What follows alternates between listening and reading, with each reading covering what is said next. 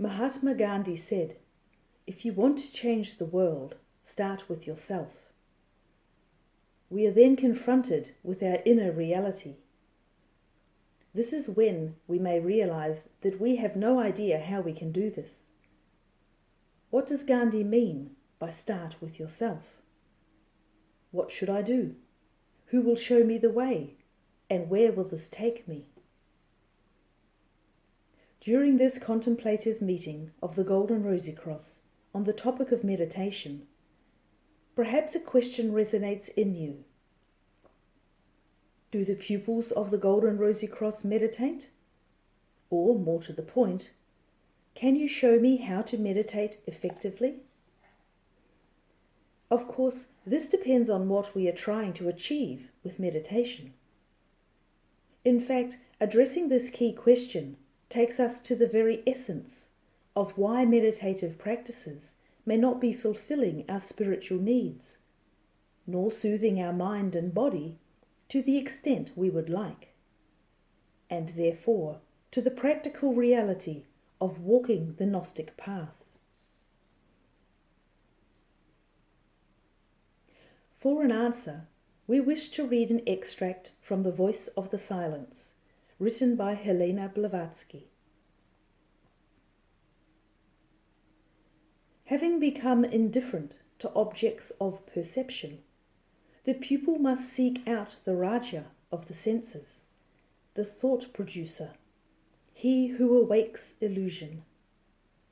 The mind is the great slayer of the real. Let the disciple slay the slayer. For when to himself his form appears unreal, as do on waking all the forms he sees in dreams, when he has ceased to hear the many, he may discern the one, the inner sound which kills the outer. Then only, not till then, shall he forsake the region of Asat, the false, to come unto the realm of Sat, the true.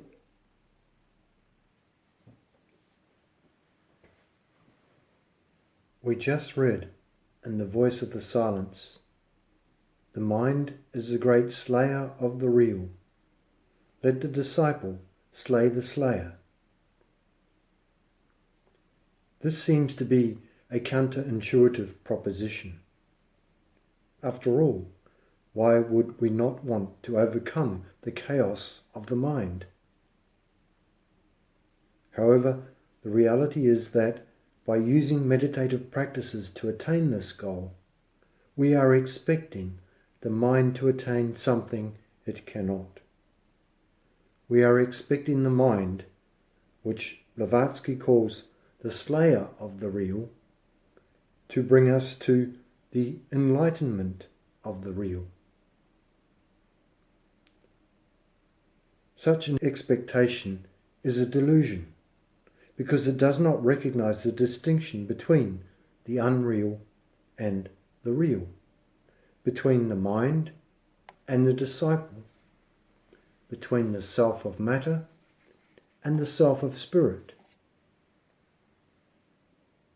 Here we are speaking of two distinct nature orders, two distinct states of being and not being. The one, the real, the realm of Sat, which is the realm of the perfect, eternal, unchanging state of divine totality. The other is the multifold, the unreal, Asat, which is an imperfect, transient, constantly alternating state of manifestation. What we are trying to achieve with our seeking, whether we recognize it yet or not, what our inner longing is yearning for, is an inner peace, not just a momentary impulse, but as a new state of life. Or, to paraphrase the voice of the silence, when we have recognized the unreality of our present form, when we have ceased to hear the many, only then are we able to discern the one, the inner sound which kills the outer. When we refer to the mind as the slayer of the real, it indicates to us the essence of our problem. The problem with thinking that the mind of the personality holds the key to answering questions that are coming from the reawakening heart, indeed from the inner other one. This is why we hear from the voice of the silence. The self of matter and the self of spirit can never meet. One of the two must disappear. There is no place for both. Before your soul's mind can understand, the bud of personality must be crushed out. The worm of sense destroyed past resurrection. You cannot travel on the path before you have become that path itself. Now to the question. Do the pupils of the Golden Rosycross meditate? The reason pupils of the Golden Rosycross don't do meditation exercises, why we don't use the mind to control our thoughts, is simply because it does not work. At least, not to reignite the spirit spark within us into the fire of life.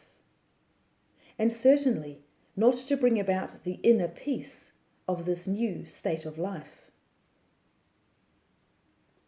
To truly understand this, let us examine how meditative exercises work in practice. The mind could be described as a continuous flow of thoughts. If we compared this flow to a rushing river, what would be the consequence of holding the river back with a dam? Well, eventually the water would break the dam or pass over it, or, if it were raised higher, it would cause flooded areas upstream. This is what happens with meditative practices and any other forced behaviors in relation to the mind. These practices only reinforce our aural being, the energy that in fact controls the ego totally, when the energy field above the pineal fiery circle is flooded with our pent-up thoughts.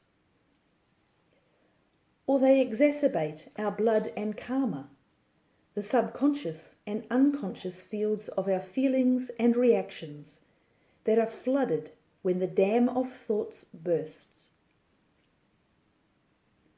And all this happens because the conscious self, with its focus on the mind, is trying to force itself into becoming something that it is not. The real self, the omniconscious self, that lies above and beyond the common mind. Again, we refer to the voice of the silence. Strive with your thoughts unclean before they overpower you. Use them as they will you, for if you spare them and they take root and grow, know well, these thoughts will overpower and kill you. Beware, disciple, suffer not, even though it be their shadow to approach, for it will grow, increase in size and power, and then this thing of darkness will absorb your being, before you have well realized the black monster's presence. Before the mystic power, the kundalini of the heart, can make of you a god, Lanu, you must have gained the faculty to slay your lunar form at will.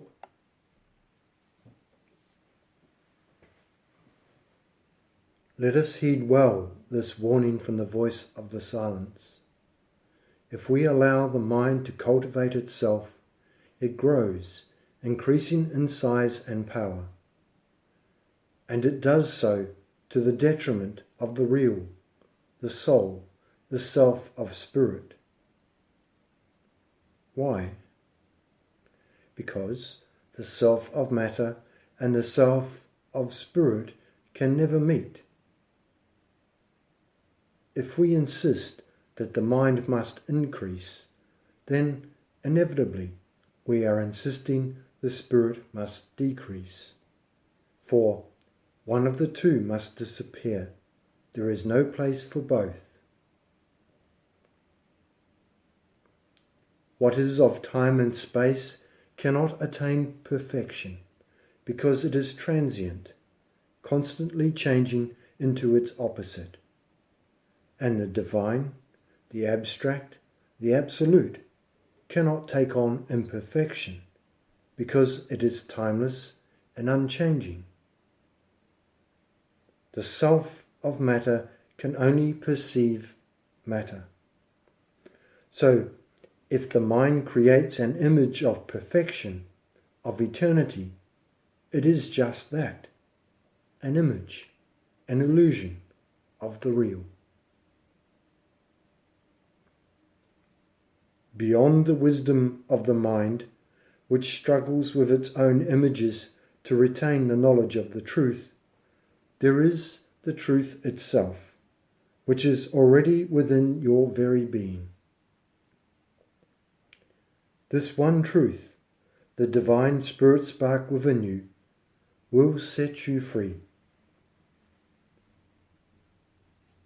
And therein lies the key to the Gnostic path. Let the disciple, the divine spirit spark within you, slay or break free from the slayer, the torrent of thoughts that overwhelm us and drown out the real self, the universal consciousness.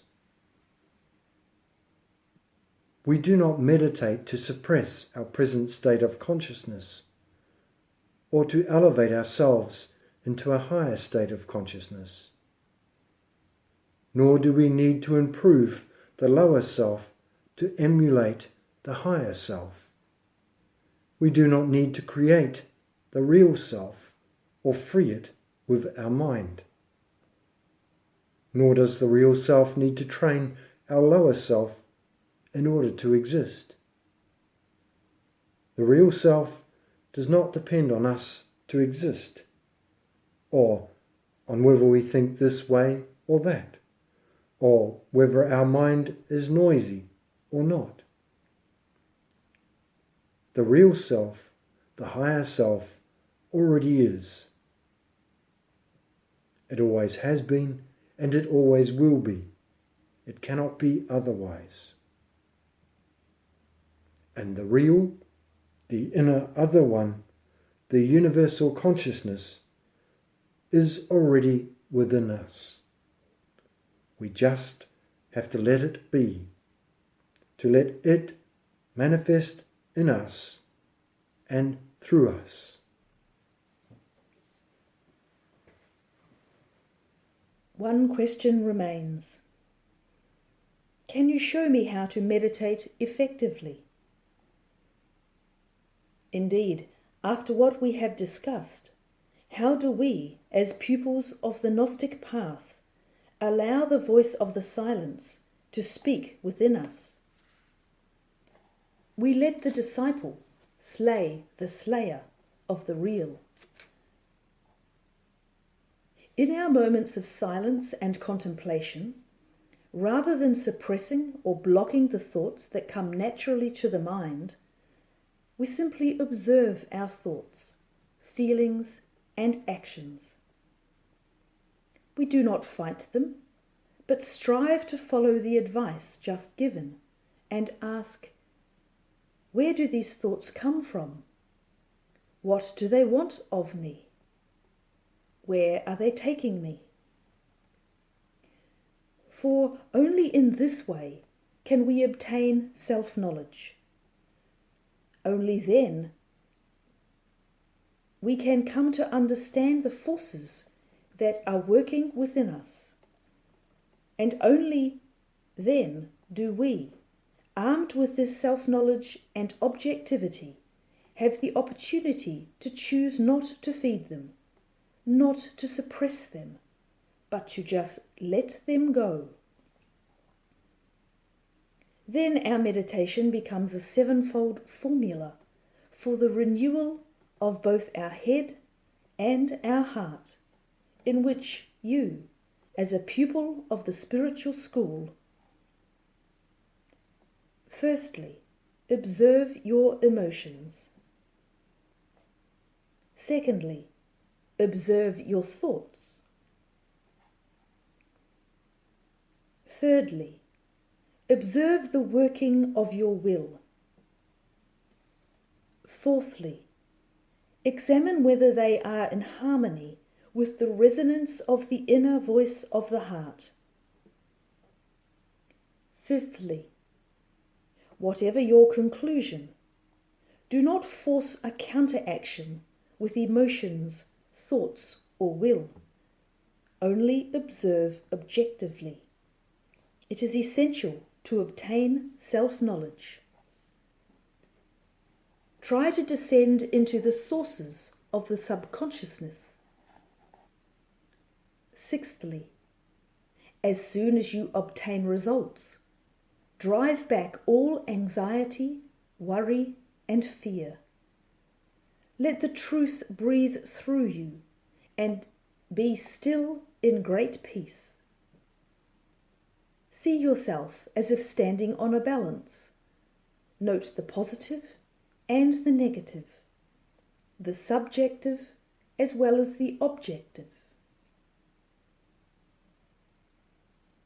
Seventhly, now enter the reality and speak the formula. Your will be done. Let the radiations of the three mysteries within you thus vibrate through you and gain power over you. In this way you will realize the latent new possibilities in your blood and make the lesser circulation of the blood receptive to the gnosis. The window of the soul opens. In this way, the unification of the head and the heart will take place. The new consciousness is born.